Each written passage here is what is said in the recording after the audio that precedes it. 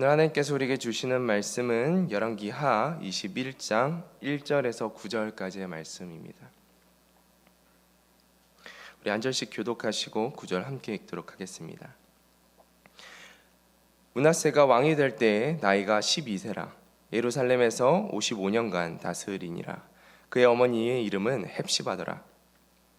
므낫세가 여호와 보시기에 악을 행하여 여호와께서 이스라엘 자손 앞에서 쫓아내신 이방 사람의 가증한 일을 따라서 그의 아버지 히스기야가 헐어버린 산당들을 다시 세우며 이스라엘의 왕 아합의 행위를 따라 바알을 위하여 제단을 쌓으며 아세라 목상을 만들며 하늘의 1월 성신을 경배하여 섬기며 여호와께서 전에 이르시기를 내가 내 이름을 예루살렘에 두리라 하신 여호와의 성전에 제단들을 쌓고 또 여호와의 성전 두 마당에 하늘의 1월 성신을 위하여 제단들을 쌓고 또 자기의 아들을 불 가운데로 지나게 하며 점치며 사수를 행하며 신접한 자와 박수를 신임하여 여호와께서 보시기에 악을 많이 행하여 그 진노를 일으켰으며 또 자기가 만든 아로 새긴 아세라 목상을 성전에 세웠더라. 옛적에 여호와께서 이 성전에 대하여 다윗과 그의 아들 솔로몬에게 이르시기를 내가 이스라엘의 모든 지파 중에서 택한 이 성전과 예루살렘에 내 이름을 영원히 둘지라. 만약 이스라엘이 나의 모든 명령과 나의 종 모세가 명령한 모든 율법을 지켜 행하면 내가 그들의 발로 다시는 그의 조상에게 주 땅에서 떠나 유리하지 아니하게 하리라 하셨으나. 함께 읽습니다. 이 백성이 듣지 아니하였고 므낫세의 꾀을 받고 악을 행한 것이 여호와께서 이스라엘 자손 앞에서 멸하신 여러 민족보다 더 심하였더라. 아멘.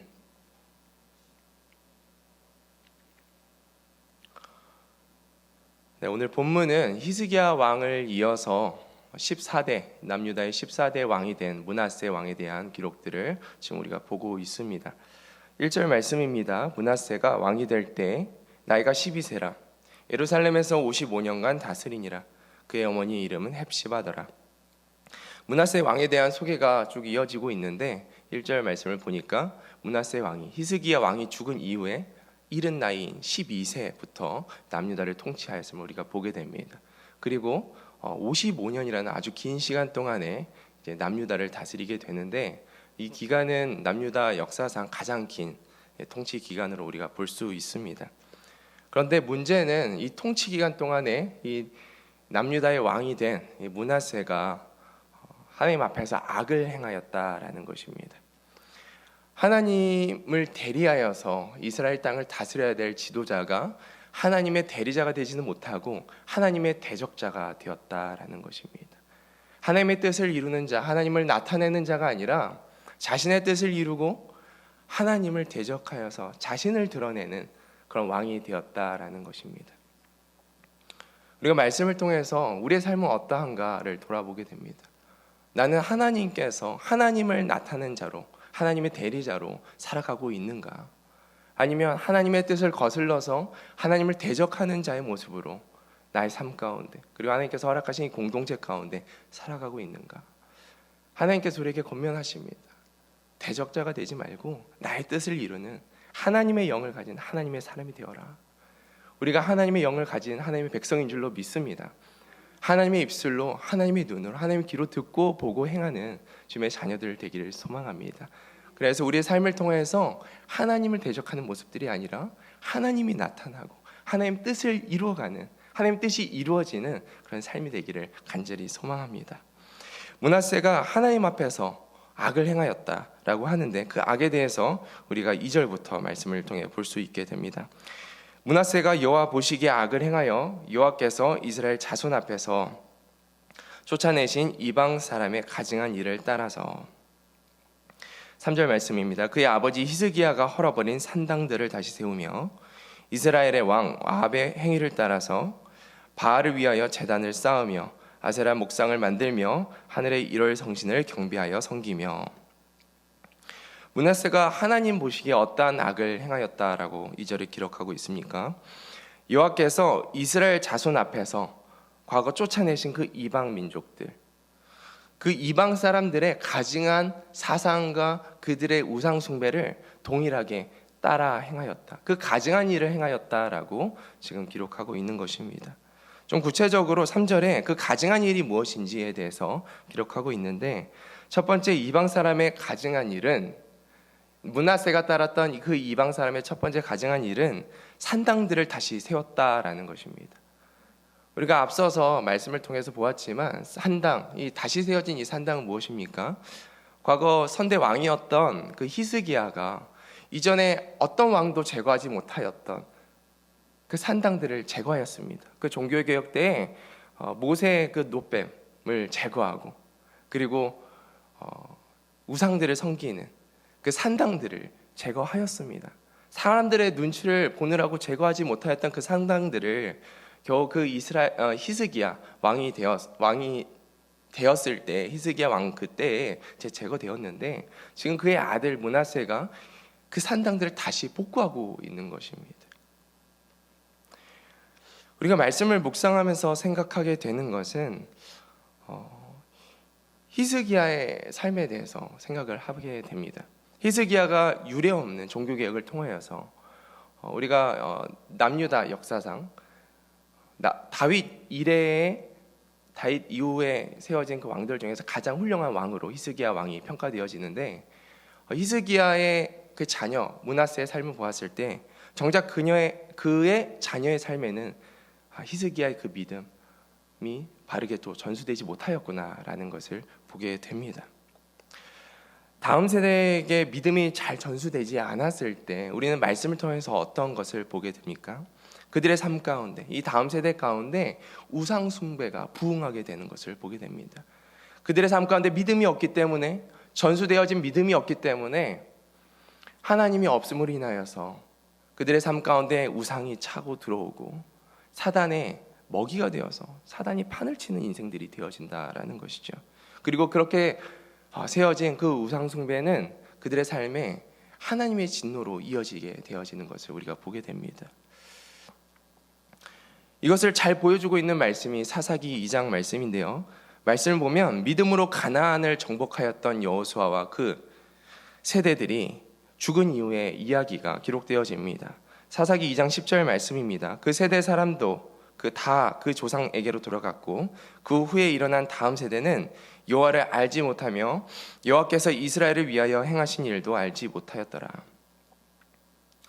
여호수아와 그 세대들이 다 조상들에게로 돌아간 이후에 하나님을 믿고 의지함으로 하나님의 이적들을 경험하였던 그 세대가 다 조상들, 그러니까 죽은 이후에, 문제는 그 다음 세대에게 신앙이 바르게 전수되지 못함으로 인하여서 하나님을 알지 못하는 세대가 되었고, 하나님이 행한 일도 알지 못하는 세대가 되었다라고 사사기 2장 10절은 기록하고 있습니다. 그리고 하나님을 모르는 이 다음 세대 가운데 어떤 일이 일어나는지 11절 12절도 기록하고 있는데요. 이스라엘 자손이 여호와의 목전에서 악을 행하여 바알들을 섬기며 애굽 땅에서 그들을 인도하여 내신 그들의 조상들의 하나님 여호와를 버리고 다른 신들 곧 그들의 주위에 있는 백성의 신들을 따라 그들에게 절하여 여호와를 진노하게 하였으되, 그들의 믿음 없음으로 인하여서 우상 숭배가 급격히 부흥하게 됩니다.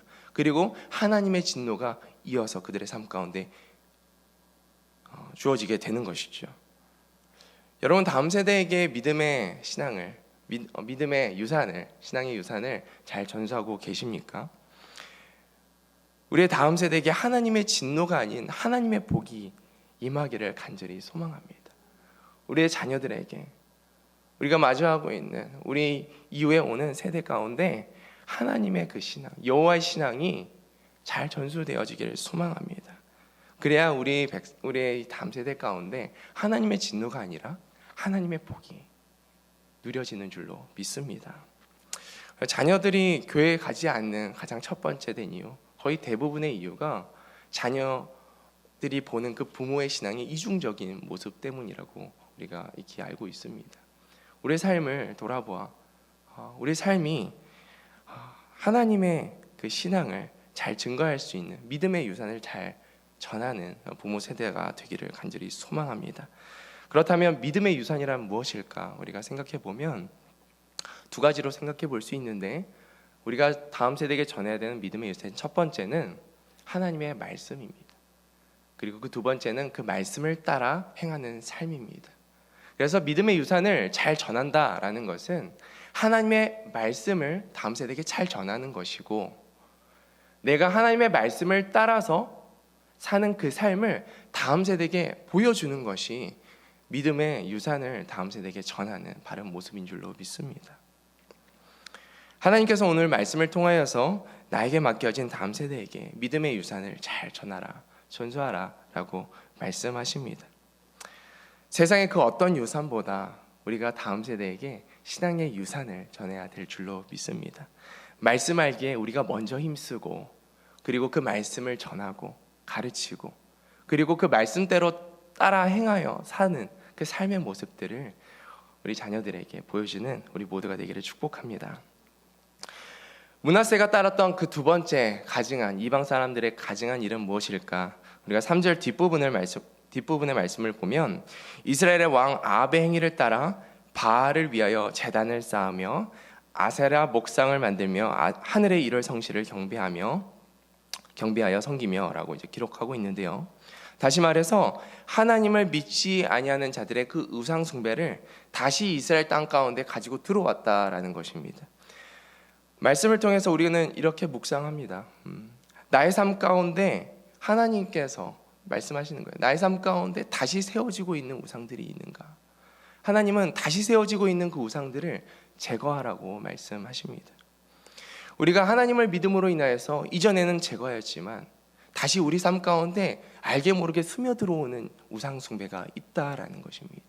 이전에는 짓지 않았지만 우리의 삶 가운데 악한 문화로 인하여서 하나님을 믿지 아니하는 자들의 사상과 그들의 생각과 그들의 우상 숭배가 우리의 삶 가운데 이 미디어들을 통하여서, 대화를 통하여서 알게 모르게 스며들고 있다라는 거예요. 그래서 하나님은 이 말씀을 통해서 우리에게 도전하십니다. 다시 세워지고 있는 그 우상들을 제거하라. 다시 세워진 우상들을 우리가 어떻게 제거할 수 있을까? 두 가지로 묵상해서 정리해 보았는데요. 첫 번째는 정기적인 영적인 점검과 회개 시간을 갖는 것입니다. 우리의 삶 속에서 알게 모르게 스며든 이 우상들을 제거하기 위해서 우리는 반드시 정기적으로 영적인 점검이 필요합니다. 그래서 지금처럼 매일 시간을 구별하는 것이 너무나 우리 인생 가운데 중요한 것이죠. 하나님 앞에 나아가서 우리의 마음을 하나님 앞에서 돌아보고 우리의 삶을 점검하여서 하나님이 기뻐하시지 않은 그 우상 숭배가 나도 모르게 들어온 것은 없는가 점검하여 제거하는 그런 시간들을 우리가 계속적으로 가져야 된다는 것입니다. 시편 139편 23절에서 24절 말씀입니다. 하나님이여 나를 살피사 내 마음을 아시며 나를 시험하사 내 뜻을 아옵소서. 내게 무슨 악한 행위가 있나 보시고 나를 영원한 길로 인도하소서. 우리가 주님 앞으로 나아가면 우리 안에 계신 하나님의 영이 우리가 어떤 악한 길로 행하고 있는지, 어떤 악한 우상 숭배가 우리 삶 가운데 스며들어와 있는지 가르쳐 주십니다. 주님의 인도하심을 따라서 우리 삶에 있는 모든 그 우상 숭배, 스며든 다시 세워진 그 우상 숭배들이 제거되는 은혜가 있기를 축복합니다. 두 번째로 다시 세워진 우상 제거를 할 수 있는 그 두 번째 방법은 평소에 하나님과의 관계를 최우선으로 두는 훈련들을 하는 것입니다. 여러분, 우상이 무엇입니까? 쉽게 말해서 하나님보다 앞에 두는 것, 하나님보다 우선순위에 두는 것이 우상입니다. 다시 말해서 하나님을 우리의 삶에 우선순위에 둔다면, 우상이 아니라 하나님을 우리의 삶에 최우선으로 둔다면 우상이 우리의 삶 가운데 다시 세워지거나 스며드는 것을 우리가 미연에 방지할 수 있다라는 것입니다. 하나님을 우리의 삶의 우선순위에 두는 이 실제적인 방법은 매일 말씀 묵상과 기도가 우리 삶의 시작의 가장 앞부분에 세워지는 것입니다. 하나님과 깊은 교제를 먼저 나누면서 우상이 들어서는 그 자리에 하나님 먼저 두는 것입니다. 그리고 하나님의 뜻을 묻고 그 시간을 통하여서 하나님의 뜻을 따라 살기를 원하고 또 결정하고 또 결단하는 그런 삶의 태도들이 우리 삶에 있어야 되는 것입니다. 마태복음 6장 33절 말씀입니다. 그런즉 너희는 먼저 그의 나라와 그의 의를 구하라. 그리하면 이 모든 것을 너희에게 더하시리라. 먼저 그의 나라와 그의 의를 구하는 우리의 삶이 되기를, 하나님의 그 관계를 그 어떤 것보다 최우선으로 먼저 두는 우리의 삶이 되기를 축복합니다. 8절 말씀입니다. 만일 이스라엘이 나의 모든 명령과 나의 종 모세가 명령한 모든 율법을 지켜 행하면 내가 그들의 발로 다시는 그의 조상들에게 준 땅에서 떠나 유리하지 않게 하리라 하셨으나, 지금 므낫세가 짓고 있는 죄들을 이전 말씀에서 쭉 나열하다가 지금 8절 말씀에 하나님께서 다윗과 솔로몬에게 약속하신 그 말씀을 기록하고 있습니다. 나의 명령을 모두 지켜 행하면 내가 너에게 준 땅을 다시는 빼앗기지 아니할 것이다. 너희가 지금 누리고 있는 그 복을 계속 누릴 수 있을 것이다 라고 하나님이 약속하셨다라는 것입니다. 그런데 안타깝게도 악한 므낫세의 그 통치 아래 이 백성들이 죄에 쉽게 물든 환경이 조성되었고, 결국 하나님의 말씀에 이 백성들이 귀를 닫게 되어지는 것을 우리가 말씀을 통해서 보게 됩니다. 마지막 9절 말씀인데요, 이 백성이 듣지 아니하였고, 이 백성이 듣지 아니하였고, 우리가 이 말씀에 주목하기만 합니다. 이 백성이 듣지 아니하였고 므낫세의 꾀물 받고 악을 행한 것이 여호와께서 이스라엘 자손 앞에서 멸하신 여러 민족보다 더 심하였더라. 이스라엘 백성들이 죄로 물들어서 눈이 가려지고 귀가 가려지고 하나님의 말씀을 깨닫는 그 마음이 가려져서 하나님이 말씀하여도 듣지 못하는 그 우둔한 어리석은 상태가 되었다라는 것입니다. 그리고 그들의 악이 하나님께서 죄악으로 인하여서 멸하신 그 이방 민족들의 죄보다, 그들의 악보다 더하였다라고 기록합니다. 이 말씀을 통해서 우리는 어떤 것을 생각할 수 있는가 생각해 보면, 죄악으로 인하여서 멸망하였던 그들의 민족과 같이 하나님의 말을 듣지 아니하는 이스라엘 백성 삶 가운데 하나님의 진노가 임박하고 있다라는 것을 우리가 말씀을 통해서 보게 됩니다. 여러분, 우리의 귀 가운데, 우리의 마음 가운데 하나님의 음성이 들려지는 은혜가 있기를 소망합니다. 하나님의 음성을 듣지 못하는 우리의 우둔한 마음과 우리의 귀가 다시금 열려지는 은혜가 있기를 소망합니다. 하나님은 오늘 말씀을 통해서 우리에게 말씀하십니다. 귀를 열어, 마음을 열어, 나의 음성을 들으라, 나의 말을 들으라 라고 말씀하고 계시는 것이죠. 왜냐하면 하나님의 음성을 듣는 것, 그 음성을 따라 사는 것이 생명의 길이기 때문입니다. 그것이 너희가 사는 길이기 때문에 나의 음성을 들으라 주님은 오늘 권면하여 말씀하고 계시는 것입니다. 우리가 왜 하나님의 음성을 듣지 못합니까? 하나님의 음성이 없기 때문입니까? 하나님의 말씀이 없기 때문에 우리가 하나님의 음성을 듣지 못하는 것입니까? 아니죠.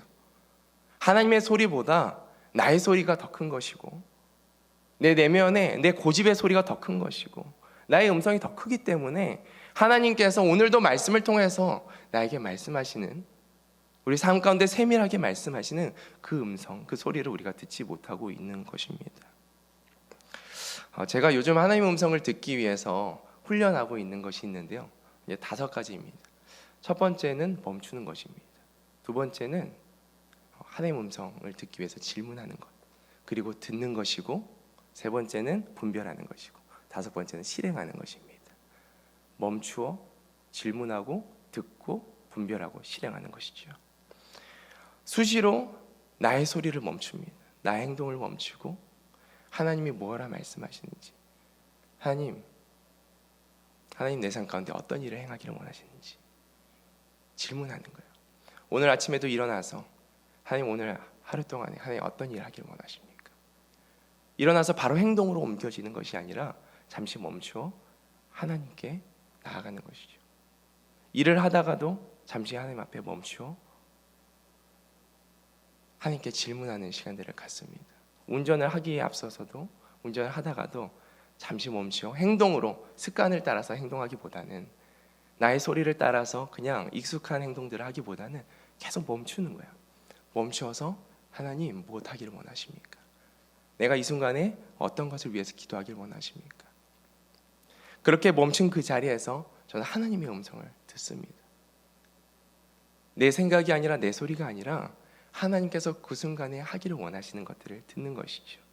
중요한 것은 분별하는 것입니다. 이 소리가 말씀에 근거해서 하나님으로부터 온 소리인지 아닌지 분별하여 행하는 것이죠. 그리고 들은 말씀을 순종하는 것입니다. 멈추고 질문하고 듣고 분별하고 실행하는 삶 속에서 우리 삶에 내가 아니라 하나님이 나타나는, 하나님의 대적하는 자의 모습이 아닌 하나님의 대리인으로서 하나님의 생각과 하나님 뜻이 나의 삶을 통해서 이루어지는 것들을 보게 되는 것이죠. 우리가 그렇게 대화하기 위해서, 우리가 잠시 멈추기 위해서 이렇게 기도의 자리에 나온 줄로 믿습니다. 기도는 하나님과의 대화라고 우리가 배웠습니다. 그런데 이 대화의 가장 중요한 부분은 하나님의 음성을 듣는 것입니다. 이 대화의 가장 중요한 것은 나 중심의 대화가 아니라 하나님의 중심의 대화가 되어야 된다라는 거예요. 그래서 우리가 이 시간 기도를 할 때 우리가 계속 하나님 앞에 기도도 하고 간구도 하겠지만 나 중심의 기도가 되지 않기 위해서는 하나님의 음성을 듣고 하나님 중심적으로 기도하는 그 시간이 우리 안에 필요하다라는 것입니다. 그래서 듣는 것이 중요합니다. 오늘 이 기도의 시간 가운데서도 잠시 멈추어 하나님 무엇 기도하기를 원하십니까? 그것을 듣고 하나님의 마음을 따라서 나를 위해서, 나의 가족을 위해서, 우리 일터를 위해서, 그리고 이 땅과 이 민족을 위해서 기도하는 하나님의 사람들이 되기를 축복합니다. 기도하겠습니다. 하나님, 이스라엘 백성의 왕으로서 하나님의 대리자가 되지 못하고 대적자가 되어버린 므낫세의 삶을 통하여 하나님 우리가 어떻게 살아가야 되는지 다시 한번 말씀을 통해 깨닫게 하시면 감사를 드립니다.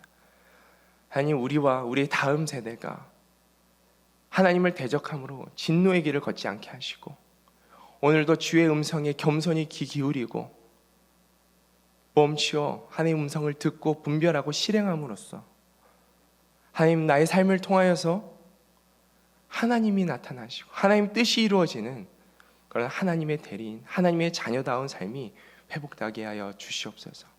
하나님, 오늘도 주의 음성 듣길 원합니다. 주님, 우리의 귀를 열어주시고 우리의 마음을 주님 예수 그리스도의 보혈로 정결케 하여 주셔서 주님과 깊이 소통하고 깊이 교제하고 정말 하나님의 뜻이 우리 삶 가운데 부어지는 이 아침 될 수 있도록, 우리의 삶이 될 수 있도록 주님 인도하여 주시옵소서. 우리 구주 예수님의 이름으로 기도드립니다. 아멘.